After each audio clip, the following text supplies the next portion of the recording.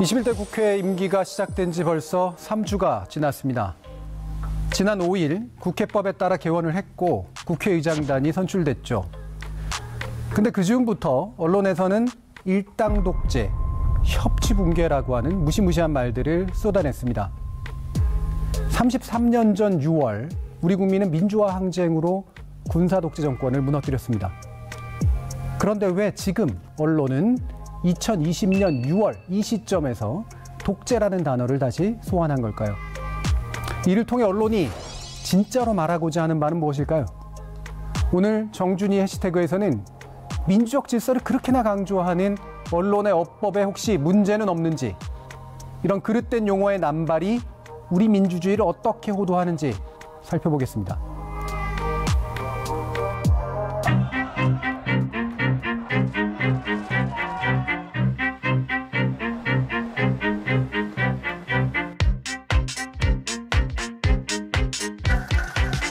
법사면회를 집착하고 있습니다. 국민에 대한 국회의 책임은 단 하루도 늦출 수 없습니다.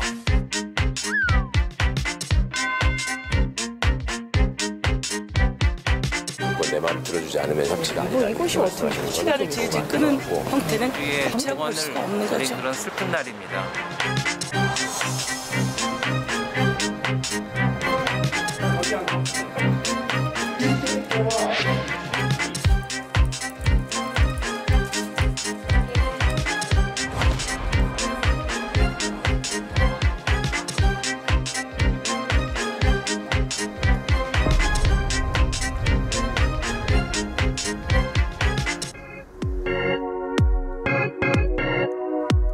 인사하시죠, 교수님.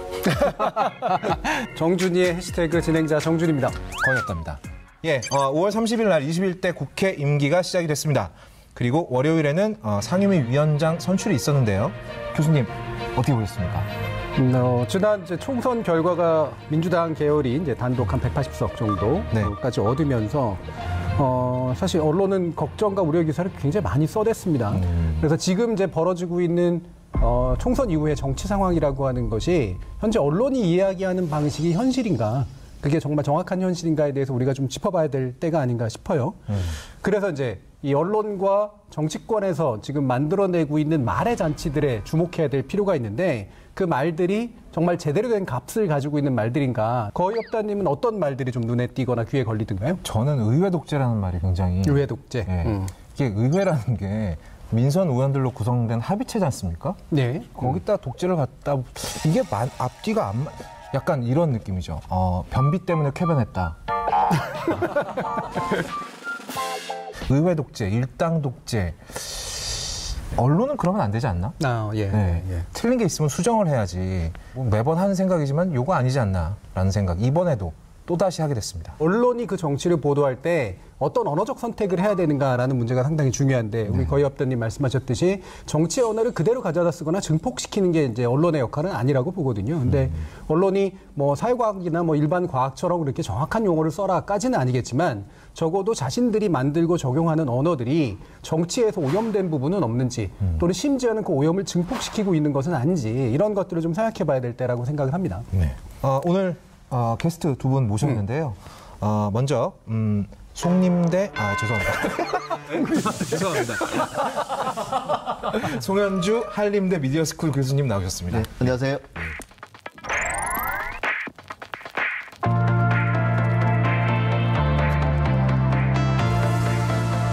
그리고 반가운 얼굴이죠. 네. 저희 그 해시태그 팔로워의 패셔니스타예요. 네. 굉장히. 거기 두 분뿐이 안 계시잖아요. 네. 저희 김만건 박사님 나오셨습니다. 네, 안녕하십니까. 정치 철학자 김만건입니다.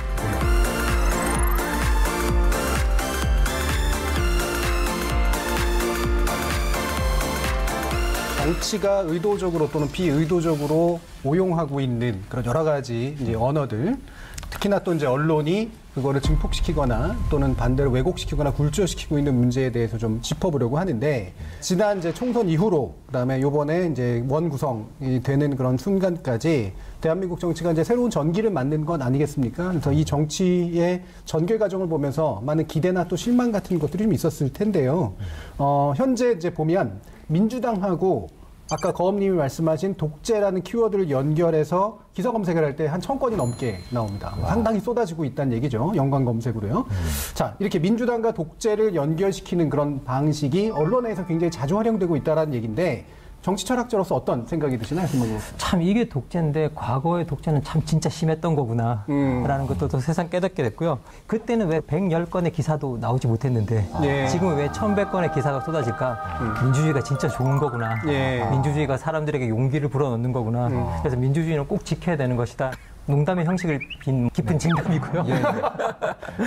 실제로 독재가 있었을 때 군부 독재가 있었을 때는 기사도 독재란 말 별로 쓰지도 않더니 쓰지도 못하더니 지금 이제 현재는 뭐 그런 말을 이제 마음껏 쓰고 있는 거죠. 우리가 다수의 행포에 해당하는 것, 우리가 아주 심하게 말하면 그렇게 표현할 수 있는 것 정도인데요. 근데 사실 이 말을 처음 만든 사람이 토크빌이라는 사람이죠. 근데 이 토크빌이 다수의 행포를 이야기했을 때는 사실 누구를 이야기하는 거냐면 여론의 행포였어요. 여론의 행포. 여론이 훨씬 더 그걸 심하게 한다는 거죠. 그런데 이게 우리는 뭐 이건 정당 뭐 구도 같은 경우에는 이미 제도적 과정 안에 와 있고 제도적 과정 속에서 그 장 속에서 결정하는 과정들이 다 법으로 표시가 되어 있는데 이 정도를 들고 독재라고 표현하는 건 언어를 너무 남용하는 것이다라는 생각이 듭니다. 아마 구체적인 얘기는 뒤에서 좀 더 할 수 있을 것 같은데요. 이렇게 기사가 넘쳐나는 거 송현주 교수님은 어떻게 보셨어요? 우리 언론들이 그 독재란 말은 사실은 대단히 자극적이고 위험한 말이거든요. 그런 말들을 쓰면서 어느 순간에 우리가 이 말에 대해서 되게 둔감해졌어요. 그렇죠. 독재란 말에 대해서. 사실 제가 생각할 때는 우리 사회에 정치 단위뿐만 아니라 어느 단위에서도 지금 독재를 하는 곳은 거의 없거든요. 근데 이런 말들을 함부로 쓰다 보면 아무데나 이제 독재라는 말을 갖다 붙이게 된다는 거죠. 그런 것들이 이제 사회 전체적으로 볼 때 전반적으로 의사소통에 활용하는 이제 용어 문제가 그런 식으로 오염되기 시작하면 실제로 이제 그런 말들을 막 쓰게 되면 거칠어질 수밖에 없다. 그렇게 생각합니다. 이게 이제 언어의 인플레이션이라고 볼 수가 있는데 뭐 이를테면 맛집 그러다가 그냥 맛집으로 안 되니까 초, 슈퍼, 하이, 울트라 맛집으로 결국 가게 되는 그런 식의 이제 언어의 인플레이션 현상이 나타나는데 이와 같은 것들이 문제시 됐던 것이 결국에는 이제 상임위 원구성에 관련된 문제였죠. 결국은 이제 법사위원장을 누가 가져갈 것인가라는 문제로 해서 굉장히 큰 대립이 좀 있었고요. 현재까지 6개 상임위원장을 일단 여당이 이제 단독으로 선출을 한 이제 그런 상태고요. 뭐 아니나 다를까 여기에 대해서 이제 언론들의 보도가 이제 통합당 패싱이라든가 독주, 폭주, 그다음에 강행 뭐 이와 같은 굉장히 자극적이고 강한 단어들이 이제 많이 또 사용이 됐습니다. 국회독재, 야당 탄압, 문정권을 규탄한다. 경제배정 중지하라. 경제배정은 있을 수 없는 일입니다.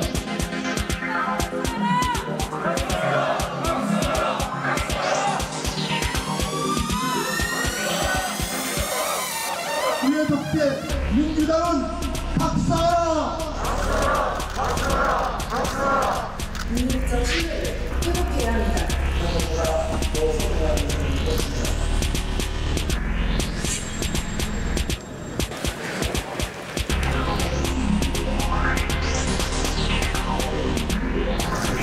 위원장과 예결위원장은 선수를 하셔도 좋습니다.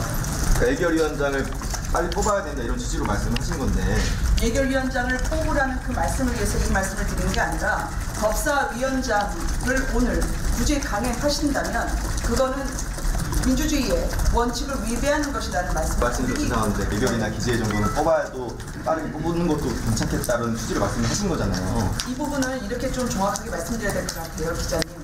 저희 초선들은 저희의 원칙을 이야기한 것이고 이에 대해서 의장님과 말씀 중에 제안을 하는 것이지 그것을 당의 입장으로 저희가 전달하는 것이 아닙니다.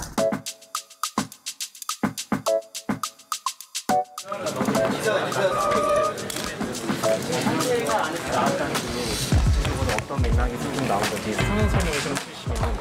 아니 의원님도 실리하시라고 그런 얘기가 나왔다는. 근데 상의를 해갖고 내가 얘기해 주기로 했는데 이렇다고 어떤 기자분들이 얘기를 하고 나는 얘기한 적이 없거든.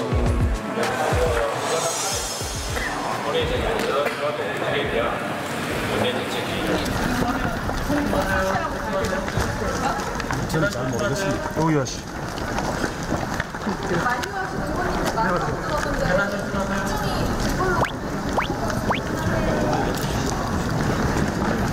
재신임하고 의원분들은 지금 얘기하시는 거예요? 제 사퇴 의지를 갖고 합니다.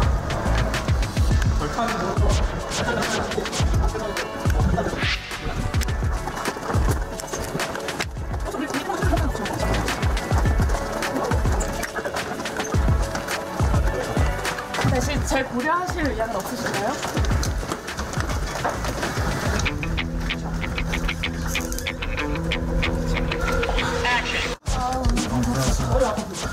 됐어. 괜찮아요. 하시세요. 수고들 했습니다. 근데 내가 미리 내려왔어.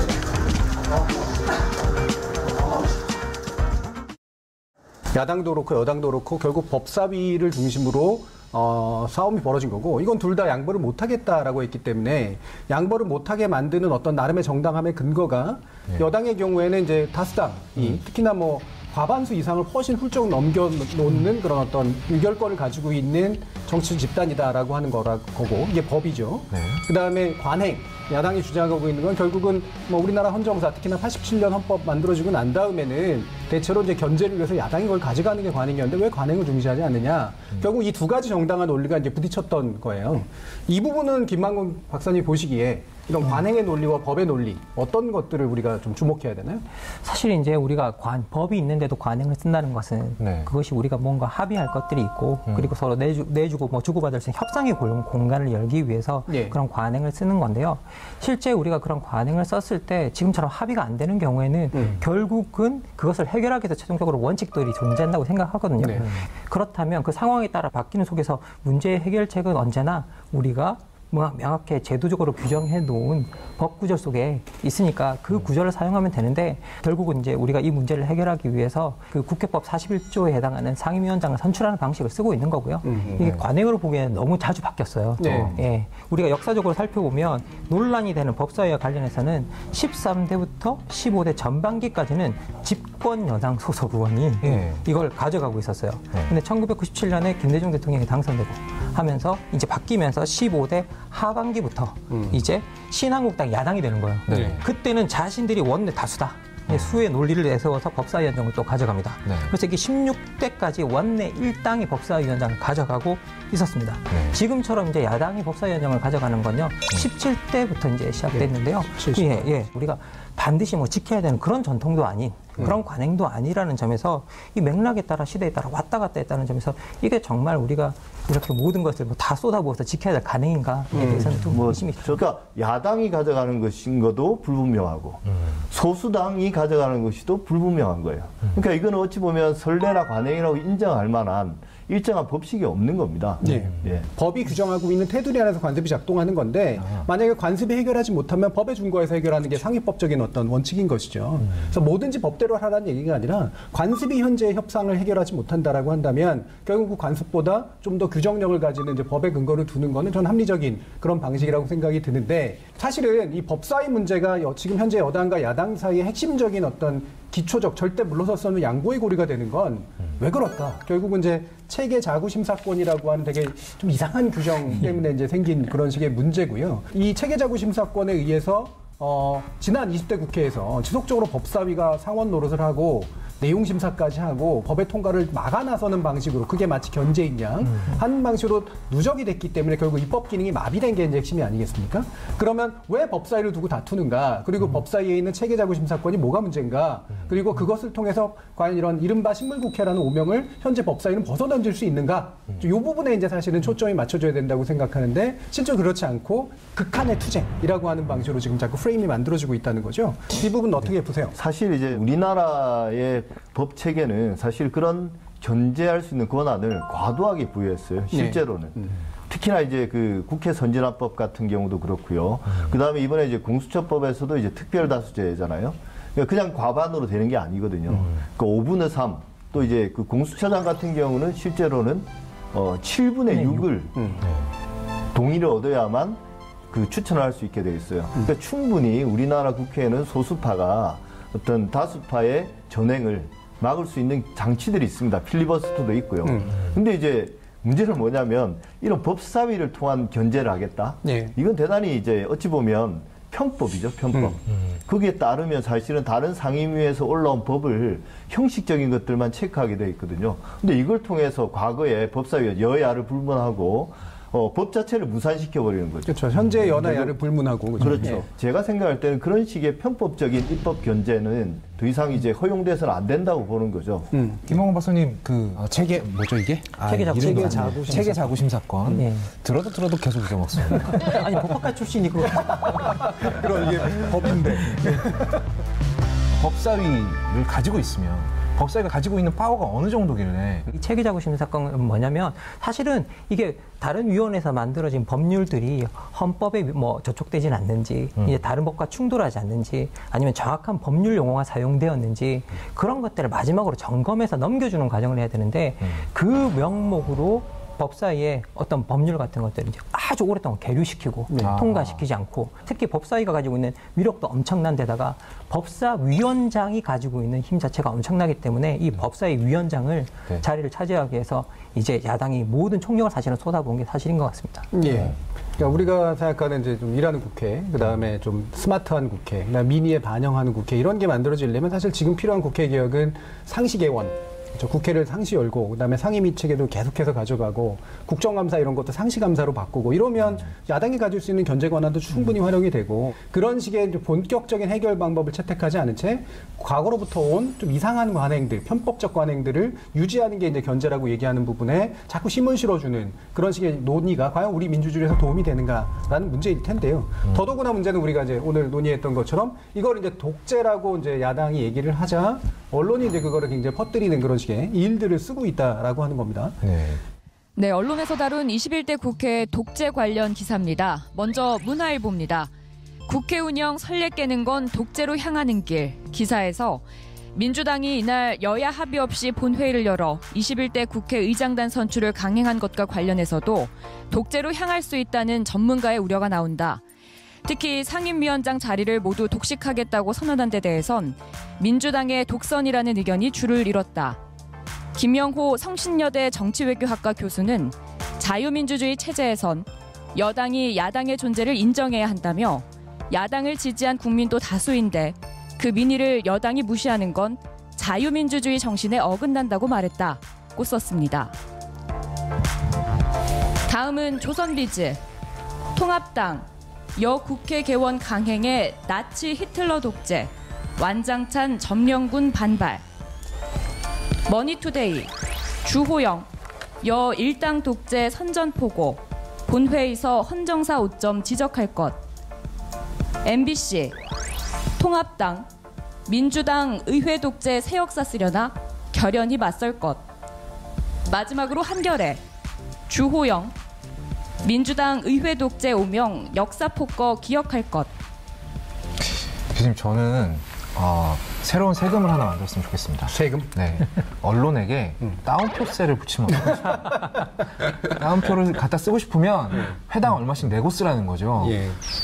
풍년입니다. 그냥 처음부터 끝까지 전부 다운표 아닌가요? 이 정도면? 그렇죠. 네. 특히 제목의 다운표. 우리가 계속해서 해시태그를 통해 지적하는 것처럼 제목의 다운표 쓴 거는 내용이 아무리 좋아도 보지 말자. 안 보면 모르니까 내용이 좋은지 안 좋은지도. 그런 운동까지 벌이고 싶을 정도인데 전반적으로 보면 거의 모든 언론이 지금 이제 다운표 속에 집어넣고 제목이고 그렇죠. 승현주 교수님 이런 언론 보도들이나 이런 내용들을 보시면서 어떤 생각이 드셨나요? 우리나라 언론들은 기본적으로는 정파를 넘어서는 그런 어떤 보편적 가치를 추구하는 게 아니라 실제로는 정파에 매몰돼 있거든요. 그러니까 곧 자기들의 걱정입니다. 자기들을 대신해서 실제로 의회 내에서 활동해야 될 사람들은 무기력하고, 그죠? 자기들은 그동안 응원만 했으면 됐는데, 근데 이제 직접 나설 수밖에 없는 상황. 이런 상황들이 이제 우리나라 민주화에 몇 번 있었습니다. 언론이 전면에 나서는. 지금 제가 볼 때는 앞으로 대통령 선거가 있을 때까지는 우리나라 언론들이 정파적인 어떤 경쟁 구도에서 제일 선두에 나올 거라고 생각해요. 극심해지겠죠. 근데 또 문제는 정파적이지도 않으면서 거기에 휩쓸리는 언론들이 있어요. 그렇죠. 부안의 동안. 그렇죠. 근데 이거는 무지의 탓인지 아니면 실제로 의도한 것인지 비판의 초점을 전혀 못 맞추고 있어요. 그 개념에 대해서 동의하지도 않고 또 목적 의식도 없습니다. 보수 언론 이 개념이 잘못됐다는 걸 알지만 뚜렷한 목적 의식 하에 가장 효율적으로 활용하고 있는 거거든요. 근데 다른 언론들은 거기에 대한 문제 의식도 없으면서 그냥 휩쓸려가고 있는 어떤 주요한 언론들이 먼저 탁 치고 나가면 거기에 대한 명확한 어떤 판단 이전에 그냥 우르르 딸려가는 그런 경향들이 있는데 독재란 말 쓰네? 딱이다. 우리도 쓰자. 이렇게 되는 것 같아요. 근데 이렇게 한 사람이 탁 튀어나왔을 때 우르르 따라가는 건 동물적 지능 아닌가요? 인간적 지성은 아니지 않습니까? 운명적인 지성은 아니고요. 네. 상당히 본능적인 것에 가깝죠. 네. 그냥 레밍스적인. 결과가 다 떨어지네요. 굉장히 솔직한 말씀을 지금 이제 그 얘기해준 그런 기사들을 보면 이렇게 다 결국에는 이제 이해 당사자인 야당의 발언을 이제 옮긴 거거든요. 나치 히틀러 독재, 완장찬 점령군. 그러니까 완장찬 점령군은 아마 6.25 당시에 이제 북한군을 염두에 두고 이제 한 거겠죠. 일당 독재 선전 포고. 이것도 규정한 겁니다. 그러니까 실제로 민주당이 포고를 한 게 아니라 헌정사 5점이라고 해요. 그러니까 헌정이라고 하는 말을 자꾸 이제 갖다 붙이죠. 역사적 폭고, 심지어는 헌정을 넘어서 역사까지 나갑니다. 의회 독재라고 하는 말은 이거는 애초부터 성립할 수 없는 말이에요. 의회 독재라는 건 의회가 행정부나 사법부를 무시하고 의회가 독재한다는 얘기인데 그 말을 쓰면은 의회 안에 있는 야당도 저기 주체적이자 당사자가 돼버리거든요. 굉장히 이상한 말들이에요. 근데 이상한 말들을 그대로 쓰고 있다는 건 어쨌든 뭐 따옴표니까 뭐 그렇다고 쳐 이렇게 되는데 그거보다 약간은 맥락화시킨 게 이제 문화일보인데 국회의원 선례 깨는 건 독재로 향하는 길 이렇게 돼 있고 전문가 이야기가 나옵니다. 저는 전문가 이야기를 좋아하기 때문에 전문가가 그나마라도 이제 뭐라고 얘기하셨나 봤어요. 그랬더니 야당을 지지한 국민도 다수인데 그 민의를 여당이 무시하는 건 자유민주 정신에 어긋난다. 뭐 맞는 말이죠, 그죠? 그리고 난 다음에 따옴표가 나오면서 이제 독재로 향할 수 있다 정도까지가 일단 나와요. 근데 이게 이제 이분이 직접 한 말인지 아닌지는 이 맥락성은 참 정확히 잘 모르겠습니다만 독재다라고 하는 규정이 아니라 독재로 향할 수 있다. 아직도 굉장히 먼 미래의 일입니다. 미래형 문장들이에요. 근데 이런 게 결국은 야당이 어떤 독재 발언하고 겹치면서 현재 상임위 구성에서 여당이 법에 근거해서 결정을 내린 건 결국 독재다. 역사 폭거다. 이런 식으로 이제 자꾸 그냥 바로 한 단계 한 단계 확 뛰어버리는 그런 식의 일들을 너무 강하게 이제 쓰고 있다라고 하는 것이죠. 게다가 독재란 말이 굉장히 무분별하게 쓰이고 있다라고 하는 거. 거민도 많이 보셨을 것 같은데. 네. 독재라는 단어가 이렇게 베리에이션이 다양한지 저는 몰랐습니다. 히틀러처럼 법치 독재하면 우리 당 협조 없다. 뭐 국회법 발의, 입법 독재 안 돼. 법치 독재, 입법 독재, 대중 독재, 의회 독재, 다수 독재, 일당 독재, 별별 말들이 다 쓰이고 있어요. 이게 너무나 혼란스러운데 일단 김학문 박사님께서 정치학적으로 좀 정리 좀 해주세요. 사실 이게 우리가 뭐 하고 계신 거예요? 이거 만든 환경이에요. 미션이 사실 폭탄 돌리기니까 지금. 우리가 민주주의에서 독재 이야기를 한다면 가장 많이 쓰는 표현이 tyranny of majority라고 쓰죠. 사실 폭정이죠, 그때 티러니. 폭정. 그런데 이게 원래 tyranny라는 말 자체는 이게 찾아가 보면요, 이 어원 자체가 법 위에 있다는 뜻이에요. 법에 속하지 않는다. 법 바깥에 존재한다. 그래서 이게 옛날에 뭐 참주들을 가리키는 말 이런 말로 쓰였는데요. 그런데 이게 실제로는 이게 법치 독재라는 말은 그 자체로 이제 엄청나게 형용 모순이 되는 거죠. 그리고 입법 독재, 또 이제 법 바깥 독재라는 말 자체가 법 바깥에 나가 있다는 말 자체이기 때문에, 그리고 대중 독재라고 쓰고 있는데요. 사실 이게 되게 경멸적인 언사가 들어가 있는 거예요. 기본적으로 대중들이 어리석다. 그들은 판단할 가치가 없다. 그리고 그들을 이제 이렇게 어떻게 보면 동원시켜서 의사결정을 하는 데 있어서 이제 소위 말해 다수의 수로 밀어붙이는 대중들의 지지, 어리석은 대중들의 지지. 이 플라톤의 표현을 보자면 중의정치죠. 그래서 어리석은 대중들을 활용하는 정치라는 경멸적인 용어가 들어가 있고요. 그리고 이런 이거 대중 독재라는 표현 자체는 사실은 이게 한나 아렌트나 이런 쪽으로 가면 어디 쪽으로 이어지나 이게 전체주로 이어지거든요. 그래서 이게 전체주를 이루는데 가장 중요한 요소가 어리석은 대중들이에요. 그래서 이게 기본적으로 이런 표현 자체는 민주당의 대중 독재라고 표현하고 있는데 민주당의 지지자들이 어리석고 멍청하다는 뜻을 이제 담고 있는 거죠. 그래서 이런 측면을 본다면 사실 이게 이런 표현이 정말 언론이 쓸 때 정말 생각하고 쓰고 있는가, 정말 적절한 용어인가 또 생각해 볼 필요가 있는 것 같고요. 되게 알면 알수록 기분이 나쁩니다. 아니 단어도 형용 모순으로 쓰는 주제에 지금 개몽한 거잖아요. 개몽하고 개몽을 넘어서 경멸하는 거죠. 경멸하는 거죠. 이게 사실은 아주 경멸적인 언사가 들어가 있는 거죠. 근데 우리가 그동안 써오면 때라는 말을 무지 많이 씁니다. 우리나라 언론들이.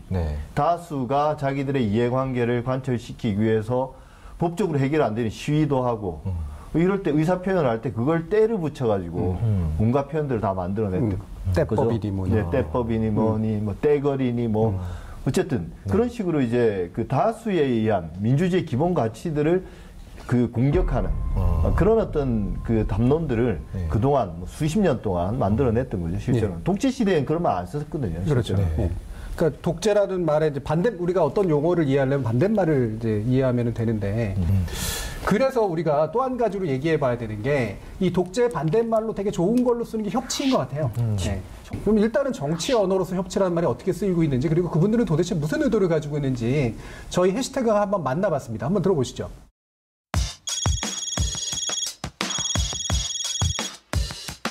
독재라는 말을 표현하시면서 그 민주당의 행태를 지적하셨는데, 그런 표현을 쓰시면서 구체적으로 어떤 걸 좀 표현하고 싶으셨을까요? 다수결로 하자. 우리는 176석이다, 177석이다. 표결하고 가자고 하면 우리 지금 이 국회 상황에서 야당의 존재는 필요 없고 국회 자체가 없는 거죠. 야당의 주장을 내세우면서 무조건 내 말을 들어주지 않으면 협치가 아니다, 이렇게 말씀하시는 거는 좀 경우가 아닌 것 같고.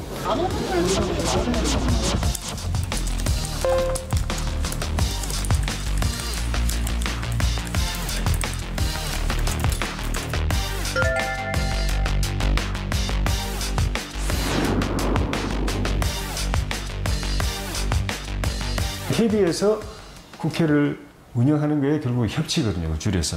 그 정신으로 빨리 돌아오지 않으면은 큰일 나겠다. 임기 시작되고 난 뒤 일주일 안에 의장단을 구성하라고 되어 있으니까 그 법을 지켜야 된다.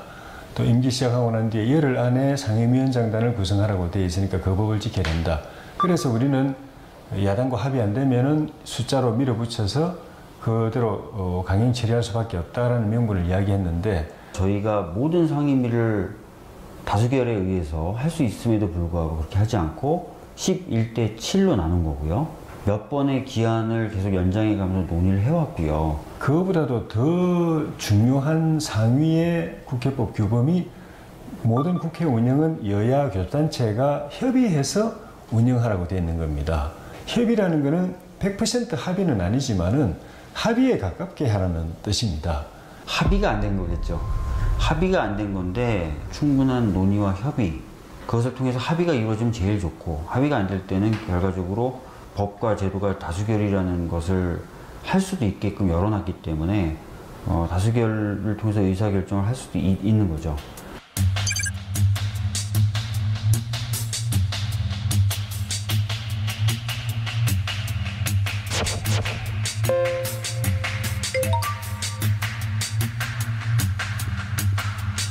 제일 나쁜 거는 결론 안 내리는 게 제일 나쁜 거기 때문에, 타이밍 놓쳐버리면 안 되기 때문에 결론 내려야 되고, 그때는 할 수 없이 다수결로 한다 해서 일단 결론만 내려놓는 겁니다. 의사결정의 효율화를 위해서, 효과적인 일처리를 위해서 도입되는 것이지, 그래서 가급적이 안 하는 게 좋은 거죠. 그러니까 민주주의에 반대되는 개념입니다. 사실 독재냐를 판단하는 어떻게 보면 유의미한 근거는 소수의 의견을 표명할 수 있는 기회를 주느냐, 소수에게. 그래서 충분하게 토론을 하면서 소수의 의견이나 또는 반대파의 의견도 들어가면서 최종적 의사결정은 합의가 되면 좋지만 정 안 되면 다수결 결정도 할 수 있다. 그래서 민주주의에서는 다수결이라는 시스템도 열어놓은 거예요.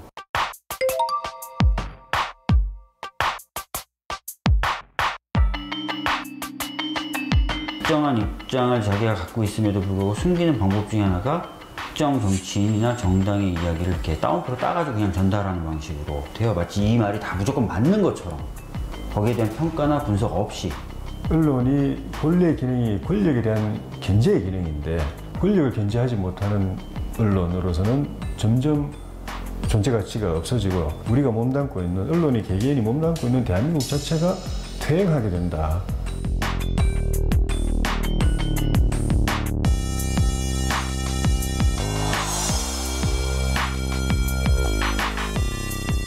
이게 민주당하고 협치라는 키워드를 넣고 검색을 해보면 1,600건이 넘게 나온다고 해요.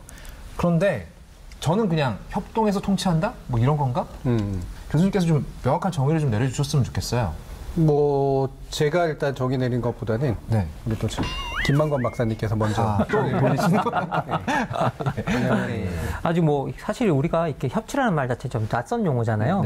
그 이전에 가장 더 많이 썼던 용어는 통치라는 단어죠. 사실 통치라는 대신 통치라는 단어를 많이 썼는데 이 협치는 알고 보면 이게 거버넌스라는 용어에 번역어로 이제 많이 쓰이던 용어입니다. 그런데 이 거버넌스라는 용어 자체가 되게 좀 특이한 용어예요. 이게 거버먼트라고 부르는 통치도 그리고 거버넌스라고 부르는 협치도 옛날부터 존재하긴 했었지만 이게 거버먼트라는 말 자체는 명령과 복종의 구조를 가지고 있는 하나의 주권 국가가 만들어지면서 그때 이제 그 수직적인 구조에 국가를 지칭하는 말로 거버먼트라는 말을 많이 쓰기 시작했어요. 그런데 이제 우리가 1980년대 이후에 세계화 뭐 이런 현상들이 많이 일어나잖아요. 그러면서 이제 국제사회에서도 이제 국제기구가 힘이 세지고 그리고 글로벌 시민사회가 등장하고 그 초국가 기업이 등장하는 거죠. 그럼 이게 정부만이 중요했던 게 아니에요. 그러면 어떤 초국가적 문제에 대응하기 위해서는 이 네 개의 세력들이 다 같이 연합해서 뭔가를 일을 해야 되는데 이 세미자의 수준이 다 다르잖아요. 하나는 국제기구, 하나는 정부, 하나는 글로벌 시민사회, 하나는 이게 초국가 기업이니까 이들 간의 관계의 평등성을 전제로 해서 어떤 문제를 해결하기 위한 틀로 제시된 용어가 이제 이 거버넌스라는 용어였어요. 근데 이 용어가 되게 특이하게 이게 활동가들이 이제 소위 국제사회에서 하는 활동가들이 이 용어의 필요성을 깨닫고 활동가들이 쓰면서 학자들이 받아쓰기 시작했던 거죠. 그래서 이 용어가 다시 국제사회에서 국내사회에 흘러들어온 거예요. 그러면 또 이 국내사회에서는 그럼 어떤 의미로 쓰이느냐라고 하면 정부, 비정부 기구, 기업과 같은 서로 다른 상이한 존재들이 어떤 사안의 문제를 해결하기 위해서 우리가 권력 수준은 다르지만 같이 활동하는 것, 같이 무엇 문제를 해결하기 위해서 움직이는 그런 틀을 이루는 말이 거버넌스라는 용어였죠. 그런데 여기는 좀 다른 거예요. 지금 현재 의회에서 지금 민주당과 그리고 지금 통합당이 벌이고 있는 건 가버먼트라고 부르는 정부기구잖아요. 정부 안에서 그렇죠. 정부 안에서 정당 경쟁을 하고 있는 거거든요. 그런데 이걸 갖다가 우리가 협치라는 말을 이 두 당 간의 협력을 협치라는 용어로 지금 언론이 오용하고 있는 거죠. 오히려 협치라는 말은 뭐냐라고 하면 정부와 시민사회에서의 어떤 문제를 해결하기 같이 협력하는 그런 관계. 그런 것들 협치라고 부르는데 우리나라 최근에 언론들을 보면 정부가 시민사회와 그런 협력을 하면 뭐라고 부르냐? 유착이라고 불러요. 그걸 협치라고 안 부르고. 그래서 이건 기본적으로 용어 자체가 용어 원론적인 의미로 본다면 용어 자체는 아주 잘못 사용되고 있다. 그래서 이 협치라는 말이 우리나라에서 이제 유행하기 시작한 게 2000년대 이후의 일인데요. 이해 당사자들이 참여해서 그 안에서 수기를 거쳐서 나온 포괄적 결정이어야 된다. 그래야만 문제 해결이 가능하다라고 하는 문제 의식에서 시작된 게 바로 이 협치라는 개념이고요. 우리나라에서 있는데 그러나 정치인들이 쓰는 협치라는 개념은 바로 이렇게 그냥 통치와 별 다를 바 없는 통치에서 한쪽 주체의 이야기와 다른 한쪽의 주체의 이야기가 서로 좀 합의가 잘 이루어져야 된다라는 정도의 의미로 굳이 협치라는 말을 쓰고 있다. 그리고 협치라는 말을 쓰는 사람들이 협치의 핵심이라고 볼 수 있는 자신의 권력을 분산하거나 외부의 이해 당사자들에게 자신의 권력을 나눠주려고 하는 태도에 대해서는 굉장히 부정적이다. 결국에는 대의민주주의, 엘리트 민주주의의 자신이 주체가 되고 싶은 것의 표현에 불과하다라고 하는 것을 일단은 알 수가 있을 것 같습니다.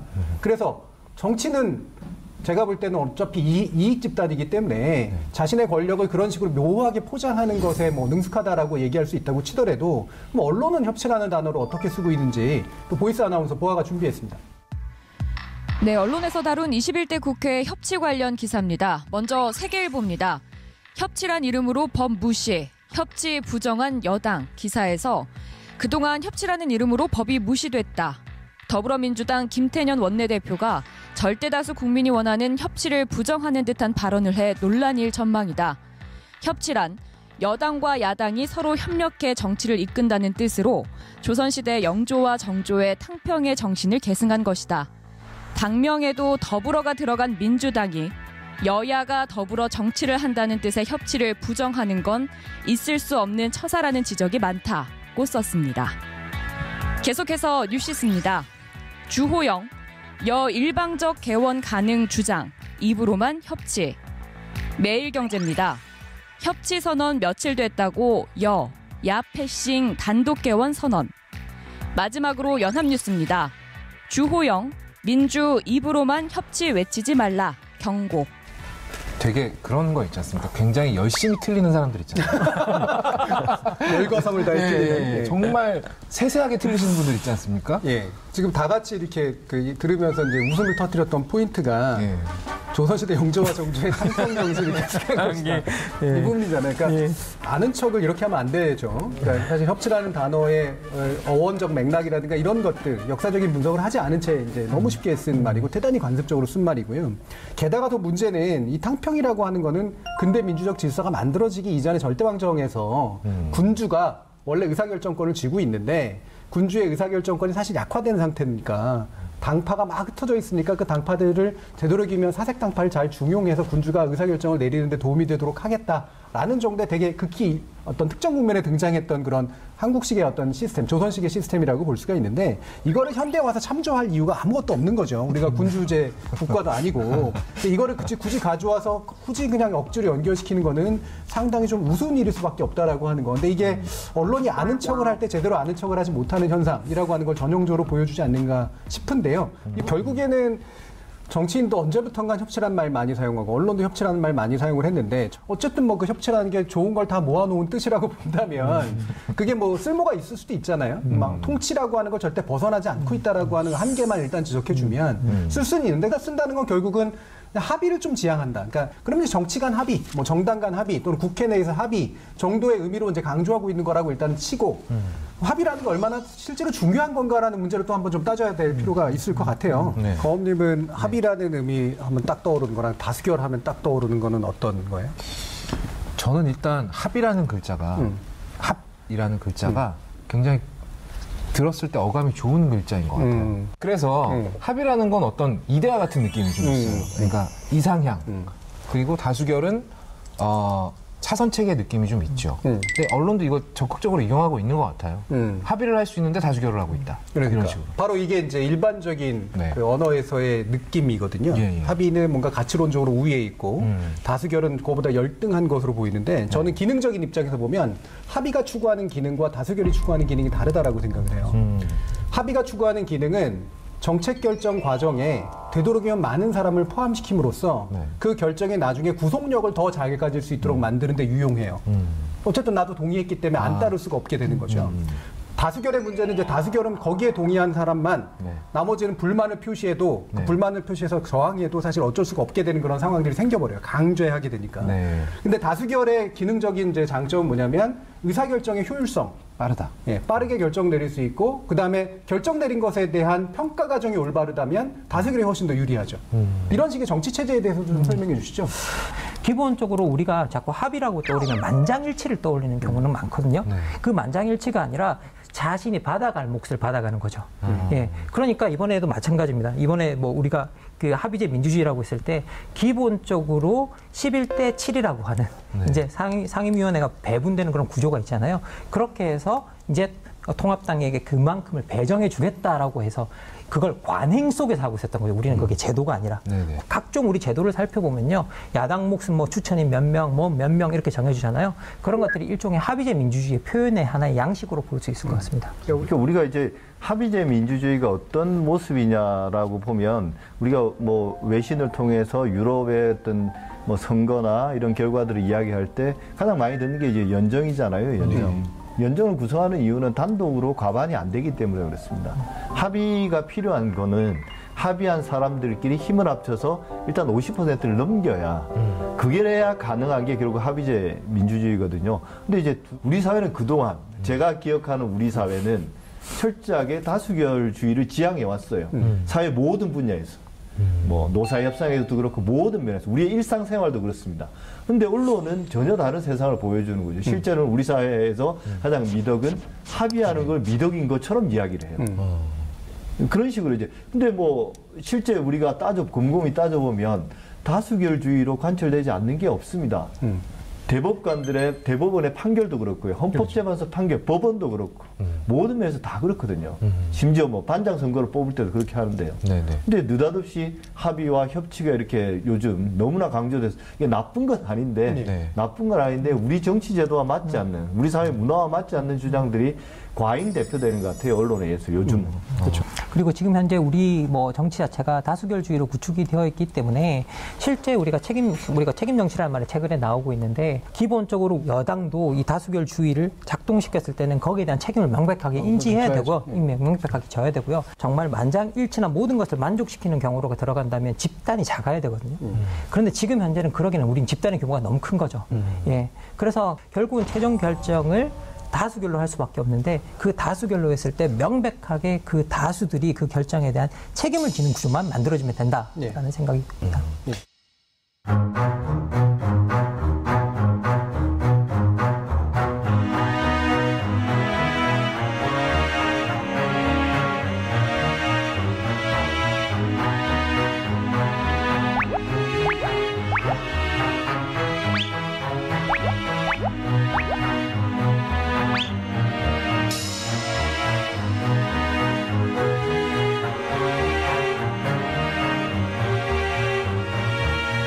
자, 언론은 계속해서 협치 아니면 독재 뭐 이런 기사를 쏟아낼 텐데 자, 언론이 이런 기사를 쏟아낼 때 우리는 항상 그 뒤편을 봐야 되지 않겠습니까? 그렇죠. 이게 해시태그의 정신이죠. 그렇죠. 예. 박사님과 교수님 한 번씩 말씀 듣고 마무리하도록 하겠습니다. 정치학이라는 이렇게 제 입장에서 보면 보수 여당과의 협치를 계속 어떻게 보면 강요하다시피 하는 이런 언론 보도들이 독재라는 용어를 이제 꺼리꺼무시 사용하면서 이런 언론 보도들이 나오고 있는데 이게 정말 시민들 사이에서의 협치를 도와주고 있는 보도인가 아니면 시민들 사이에서의 대결 구도를 부추기고 있는 것인가에 대해서 살펴볼 좀 필요가 있다는 생각이 좀 듭니다. 그래서 여러분께 좀 쉽게 전달할 수 있는 말이 없을까 해서 찾아봤더니 알버트 까미가 이렇게 말했다고 합니다. 아무것도 모르는 것에 대해선 늘 과장된 의견을 갖게 된다. 라고 이야기를 했다고 합니다. 여기서 과장하고 있는 아무것도 모르는 주체가 우리 언론이 아니었으면 좋겠다. 라는 바람을 담아서 오늘 마지막 정리 멘트를 하겠습니다. 굉장히 고급스럽게 돌려 까셨습니다. 알베르 까미를. 알겠습니다. 그리고 너무 뭐 멋진 말을 해주셔가지고요. 저는 좀 거친 말들을 하면 결국 우리가 계속 이야기했지만 협치나 독재라는 말. 협치는 낯설면서도 뭔가 전문적인 용어 같지만 좋은 말 같지만 실체가 없는 말이라는 게 이제 나왔고 실체가 없을 뿐만 아니라 그 우리가 나름 쓰는 그 의미들을 살린다 하더라도 우리나라의 현재의 그 정치 질서, 정치 제도와는 맞지 않는다는 거거든요. 그래서 저는 이제 우리 언론이 협치의 문제를 제기하려면 미뤄왔던 과제, 그러니까 87년 이후에 30년이 넘는 동안 어떤 우리나라 민주주의가 쭉 진행이 되어 왔는데 이제 맞지 않는 옷을 입고 있다면 정치에 파묻혀 있는 그 언론에 의존하는 게 과연 올바른 길인지 다른 대안은 없는지 저는 항상 그런 고민을 하긴 합니다. 바로 그 말씀 받아서 그러니까 이 언론이 스스로 완전히 행위자로 묻혀 있는데 그들이 전달해주는 정보에 우리가 정보적 판단을 내리고 정치적인 어떤 견해를 가져야 되는 상황이 되게 안 좋은 거잖아요. 거기에 의존해야 되는가. 그리고 그게 아까 김만근 박사님 얘기하신 무지를 키워서 당장 앞에 있는 불꽃이라는 과장을 더 크게 비춰지게 만드는 그런 효과가 분명히 있다라고 하는 것. 전 이 부분에 주목을 해야 된다고 보는데 이때 이제 잊지 말아야 될 것은 바로 기억을 되살리는 일이라고 생각을 해요. 우리가 지난번 국회에 어떤 불만을 가지고 있었던가. 그리고 그 불만이 현재 총선의 결과로 어떻게 표출이 됐던가. 저는 핵심은 국회라고 하는 존재가 민의에 민감하게 반응해주지 못하고 4년 뽑아놓고 대통령 또 5년 뽑아놓으면 중간에 아무도 손을 대지 못하는 그런 상황들이 벌어지고 마는 것. 이게 제대로 된다면 책임 정치의 형태로 표현돼야 되는데 그렇지 않고 있기 때문에 우리가 자꾸 끌어내리려고 하고 자꾸 중간에 개입하려고 하고 했던 현상들이 나온 거잖아요. 결국에는 국회의원 소환제라든가 우리가 탄핵이라든가 이런 식의 것들로 표현됐듯이 정치가 민의에 맞춰서 반응할 수 있는 되게 민감한 조직으로 만들어주는 것이 필요하다라고 국민들은 판단을 했고 그걸 위해서 이번 국회는 개혁 입법을 좀 제대로 해라. 정치개혁을 좀 제대로 해라라고 하는 쪽에 좀 초점이 맞춰 있었다라고 생각을 해요. 결국에는 현재 언론이나 현재 정치 지식들이 그렇게 우리가 까먹지 말아야 될 우리가 가졌던 불만이 뭐고 우리가 지향해야 될 정치개혁의 핵심적인 내용들이 뭐였던가라고 하는 것을 유지하는 것.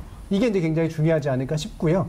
그러기 위해서는 언론을 또 어떤 시각으로 바라봐야 될지 우리한테 식견을 주는 언론인지 아니면 무지를 주는 언론인지라는 문제에 대해서 강의를 통해서 좀 더 자세히 살펴보도록 하겠습니다.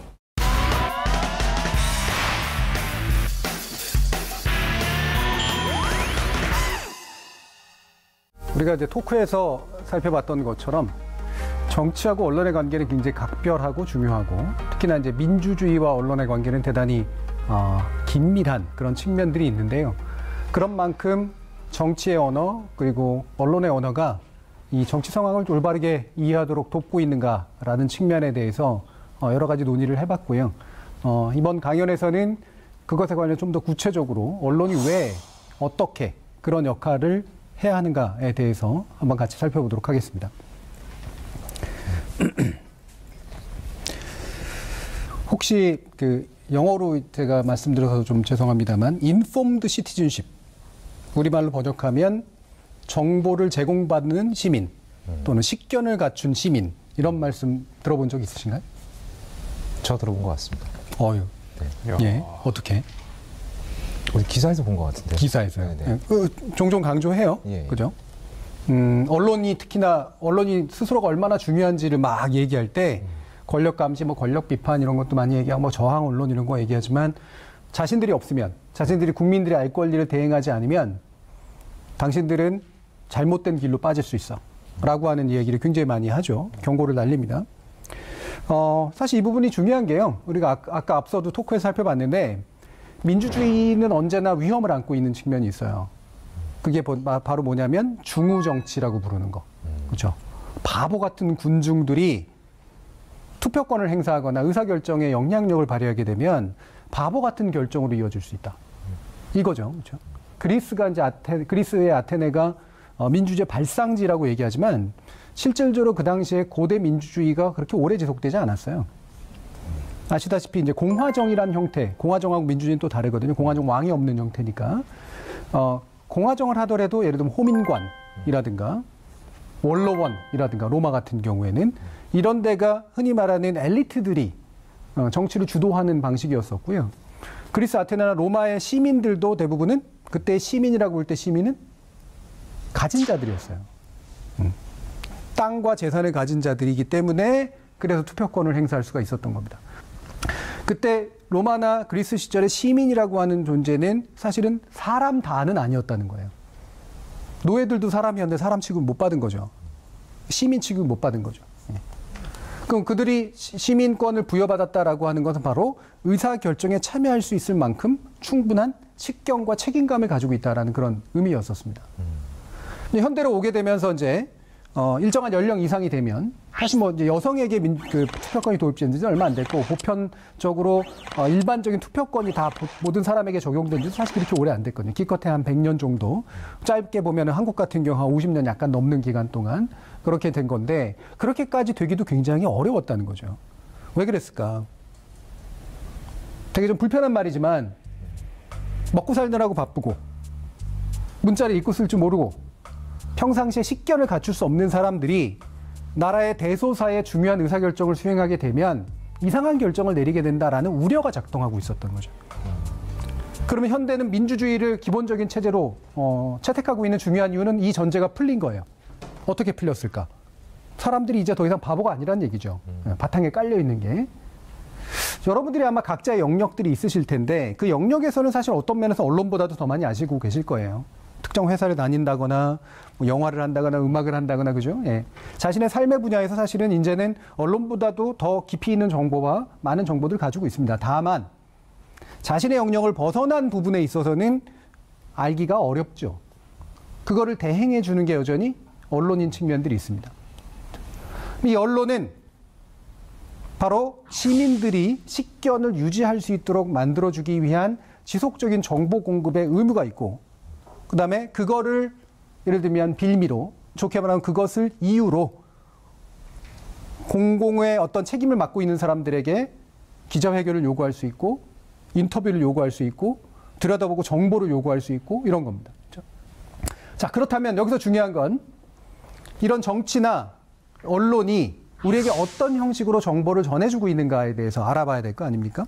근데 정보의 값이라고 하는 거는 이제 말의 값이기도 하거든요. 왜? 그들은 말을 통해서 우리에게, 언어를 통해서 우리에게 뭔가 정보를 전달해 주는 거니까요.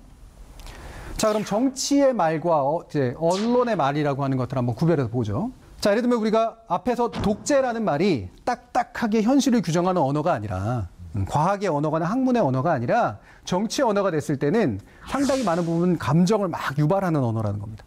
독재는 나쁜 말이잖아요. 그죠? 그래서 혼자서 막 밀어붙이고 법을 무시하고 뭐 절차를 무시하고 이런 것들이 이제 독재라는 그런 말인데 그걸 통해서 의도하는 바는 현재의 권력은 잘못됐다. 민주적이지 못하다. 따라서 차기의 권력을 나에게 줘라. 이런 얘기예요. 그죠? 네. 결국 정치의 언어의 핵심은 치장된 말에 있고 치장된 말은 언제나 현실을 좀 더 증폭시키거나 축소하는 경향이 있고 그걸 통해서 목표하는 바는 권력을 자기 것으로 만들어내는 데 있습니다. 이게 좀 더 좋게 레토릭이라는 게 좀 더 좋게 바뀌면 약간 비슷한 말이긴 하지만 담론, 정치 담론이 되는데 이게 뭐냐면 비전을 선포하는 거예요. 자, 이를테면은 우리 뭐 2030년에는 세계 5대 선진국을 만듭시다. 뭐 이렇게 얘기하는 거 선동이죠. 수사학이죠. 하지만 뭔가 희망을 주잖아요. 그러면 자, 코로나19 국민들이 합심하면 이겨낼 수 있습니다. 모르죠. 어떻게 될지. 하지만 선동하는 거고 치장된 말이지만 그게 뭐예요? 비전을 주고 희망을 주고 그렇기 때문에 한번 해보자라고 하는 게 만들어질 수 있어요. 그래서 정치의 레토릭은 반드시 나쁜 게 아닙니다. 권력을 주는 게 나쁜 게 아니에요. 그게 그 공동체를 합심하게 만들고 그 공동체가 뭔가 올바름을 위해서 노력하도록 만들면 그거는 굉장히 중요한 의미일 수가 있습니다. 언론의 언어는 그럼 어떠한가라는 거죠. 적어도 언론은 이것보다는 어때야겠습니까? 좀 더 정확해야죠. 그죠? 네. 그 수사학을 좀 해체시켜줘야죠. 치장을 좀 걷어내서 그 안에 뼈대가 뭔지 살이 뭔지를 좀 알려줘야죠. 그죠? 그리고 좀 더 들어가면 정확한 사실의 바탕을 둬줘야죠. 정치의 수사학을 그대로 전달해준다? 못할 언론이 있어요. 그러면 제가 전에 했지만 그건 스피커 저널리즘이지. 그냥 확성기 하나 대주는 것에 불과하잖아요. 네. 그냥 레토릭을 증폭시켜주는 거죠. 심지어 실제로 많은 언론들이 그렇습니다. 그 레토릭을 막 더 막 사용해. 정치인이 그럴듯한 유행어 하나 만들어내면 신났다고 막 사용을 해요. 심지어 뒤집어서 정치가 그걸 잘 못하면 자기들이 레토릭을 공급합니다. 상황에 대해서 막 수사학을 만들어가지고 막 뭐 대립의 언어라든가 이런 걸 만들어서 정치인한테 주면 정치인이 좋아라 하고 또 그걸 써줘요. 뭔가 이상하지 않아요? 네. 언론이라고 하는 것은 우리에게 언론의 존재를 정당화하려면 올바른 시견을 줘야 되고 올바른 정보를 줘야 되는데 그러면 정치 언어하고는 좀 달라야죠. 엄밀한 과학의 언어라든가 엄밀한 학문의 언어라든가 이런 걸 쓰라는 얘기까지도 아닙니다. 이것조차. 다만 적어도 딱딱한 사실의 바탕을 둬서 정치 언어의 장식성을 좀 제거해 주는 거. 이게 이제 언론이 정치를 업으로 하지 않는 우리들에게 해줘야 될 굉장히 중요한 책무라고 볼 수가 있습니다. 뭐 독재니 협치니 여러 가지 말들을 사용하지만 그게 다 대단히 부정확한 말들이라고 하는 건 일단 우리가 이해를 했고요. 그러면 현재 상황을 정의하는 데 있어서 우리가 민주적 질서가 어겨지고 있는 것인가 그렇지 않은가에 대한 판단이 일단 중요하겠죠. 민주적 질서가 만약에 어겨지고 있는 거면 독재라는 언어 사용하는 게 맞고 그때는 국민적 저항권을 요청해야 됩니다. 왜? 이미 권력이 법을 어겼으니까. 시민들이 법을 지키면 어떻게 돼요? 권력의 부당함에 우리가 순응하는 결과를 맞게 되는 거잖아요. 그렇죠? 우리가 도로로 내려가면 도로교통법에 위반하는 행동을 하지만 도로로 내려갔던 이유는 권력이 법을 제대로 지키지 않았기 때문에 권력이 민주적이지 않았기 때문에 우린 최후의 저항권을 쓴 겁니다. 법을 위반하겠다라고 한 거예요. 그래야 그들을 정상적인 질서 안으로 들어올 수가 있으니까. 만약에 지금의 상황이라는 게 이렇게 법이 어겨지고 민주적 질서, 말 그대로 헌정 질서가 유린되고 있는 상황이라고 한다면 이대로 있으면 안 되죠. 왜 국회 안에 머물러 있습니까? 국민들을 선동해서 같이 한번 싸워보자라고 얘기를 해야죠. 근데 그들의 행동은 실질적으로 그런 것 같지가 않거든요. 즉 말은 굉장히 센 말들이 사용되고 있는데 그게 우리가 전 국민이 함께 반응해야 할 87년도 상황과 같은 또는 우리가 탄핵 같은 그런 상황과 같은 그런 식의 엄중한 민주적 헌정 질서가 위반되고 있는 상황은 아무리 봐도 아니라는 거죠. 만약에 현재 언론이 전달하고 있는 것들이 맞다면 제가 아까도 얘기했지만 국민들은 이러고 있으면 안 돼요. 떨쳐 일어나야죠. 네. 절차가 어겨지고 실질적인 내용들이 아무것도 없는 상태라면 우리는 싸워야죠. 국민들이 저항권을 발휘해야죠. 근데 기껏해서 국회 안에서 벌어지는 기득권끼리의 정치 탈배 문제를 협치라는 거창한 말과 독재라는 거창한 말을 써가면서 우리 국민을 위협하고 있는 게 과연 현재의 민주주의 질서에서 우리 국민들이 정치적 판단을 내리는데 도움이 되냐 이겁니다. 결국에는 아까 얘기했던 인포드 시티즌십, 정보와 사실을 공급받고 식견을 갖추게 된 시민들을 만들어내기보다 미스인포음드, 오도된 시민 또는 심지어는 디스인포음드, 교란된 시민 과연 내가 어떤 행동을 해야 되는지 굉장히 혼란스러운 상황들을 만들어내고 있는 게 현재의 문제다. 마지막으로 이게 왜 일어나고 있는 걸까, 그러면? 왜? 언론은 그렇게 숭고한 사명을 맨날들 얘기하면서 왜 이와 같은 행동들을 할까? 결국 뭐 본인의 이익을 위해서가 아니겠습니까? 첫 번째. 누누이 주장하지만 한국의 저널리즘은, 물론 이런 저널리즘 한국만 있는 건 아니에요. 지나치게 정치에 몰입돼 있습니다. 정치의 언어하고 자신의 언어를 구별하지 못해요. 그렇기 때문에 그들이 공급해주는 언어는 정치의 언어나 전혀 다르지 않기 때문에, 외려 더 심하기 때문에 언론의 독자적인 목소리라고 귀 기울일 이유가 별로 없어지는 상황들이 생겨버립니다. 불행한 일이죠. 우리가 존중해야 될 저널리즘은 분명히 아닌 것 같습니다. 언론에 정말 다른 존재를 다 지우고 나면 거의 유일하게 남는, 정말 끝까지 양보하지 않아야 될 존재 이유는 민주주의를 위해서 작동한다라고 하는 겁니다. 과연 지금의 언론이 총선 이전에 시민들의 올바른 선택을 돕는 언론이었는지, 그리고 총선 이후에 총선으로 표출된 민의를 제대로 된 정치개혁의 방향으로 이끌면서 그 민의를 계속해서 확장시킬 수 있는 그런 방식으로 작동하는 저널리즘인지 여러분들이 아마 눈에 불을 켜고 우리의 지식과 식견을 붙잡고 지켜봐야 될 때가 됐다고 생각을 합니다.